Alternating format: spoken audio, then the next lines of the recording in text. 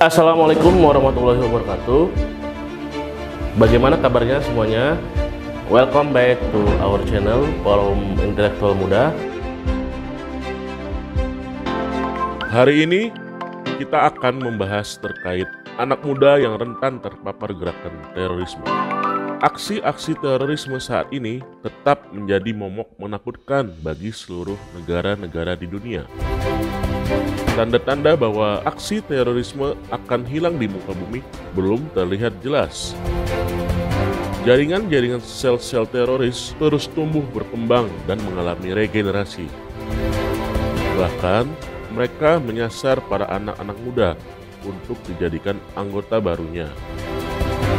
Jaringan gerakan transnasional seperti ISIS, Taliban maupun Al-Qaeda yang merupakan jaringan terbesar di dunia saat ini banyak menyasar kaum muda untuk direkrut sebagai sel-sel barunya. Terlebih dengan kejadian di Afghanistan bisa menginspirasi gerakan serupa di Indonesia untuk lebih giat melakukan propaganda di kalangan anak muda. Lalu, apa yang menjadi sebab terkait anak muda yang mudah sekali direkrut? Faktornya, sifat labil dari anak muda itu sendiri yang mudah terpengaruh propaganda melalui media-media sosial, yang membuat anak muda semakin terjerat ke dalam labirin gerakan transnasional tersebut. Mereka mendoktrin para pemuda untuk melakukan tindak kekerasan untuk mencapai tujuan-tujuan konyol para debakok dalam terorisme. Bila merujuk studi kasus di Indonesia, menurut data BNPT menyebutkan pelaku terorisme mayoritas dari kelompok anak muda. Sekitar 11,38% pelaku terorisme berusia di bawah 21 tahun. Dan 47,3% berada di rentang umur 21 hingga 30 tahun. Bahkan, akhir Desember 2020 silam, di sebuah desa di daerah Jawa Tengah ditemukan sebuah villa 2 lantai, tempat latihan jamaah Islamiyah yang merupakan tempat pelatihan anggota mudanya untuk dilatih bela diri serta persenjataan hingga simulasi penyerangan VVIP. Dari sini kita bisa berasumsi bahwa jamaah Islamiyah mengubah taktik latihan para militernya yang sebelumnya di tengah hutan dan gunung menjadi lebih modern dan milenial, semacam kegiatan outbound untuk menarik simpati anak-anak muda.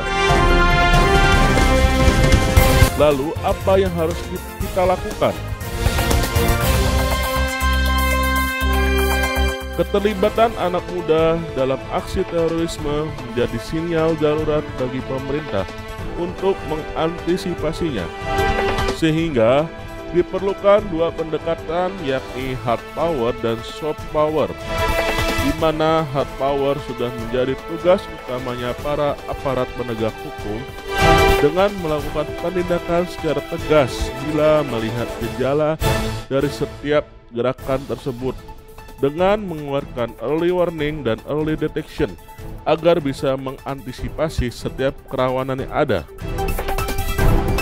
Kedua, kita sebagai civil society perlu menguatkan pendekatan soft power dengan lebih memahami makna Pancasila sebagai kunci dari setiap perbedaan yang ada. Karena Indonesia sebagai state memang ditakdirkan sebagai negara yang memiliki berbagai macam suku, agama, dan budaya, sehingga diperlukan penanaman nilai-nilai falsafah bangsa yang sangat menghargai perbedaan dan keberagaman.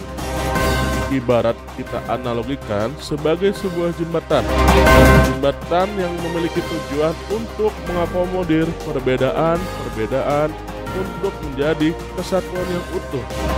Ketika kita sebagai sesama anak bangsa memiliki kontribusi untuk kemajuan bangsa dan negara, bila langkah itu bisa dilakukan dengan baik, anak-anak muda kita sangat kokoh dalam mencintai negaranya dan tidak mudah terpapar ideologi manapun maupun ideologi transnasional.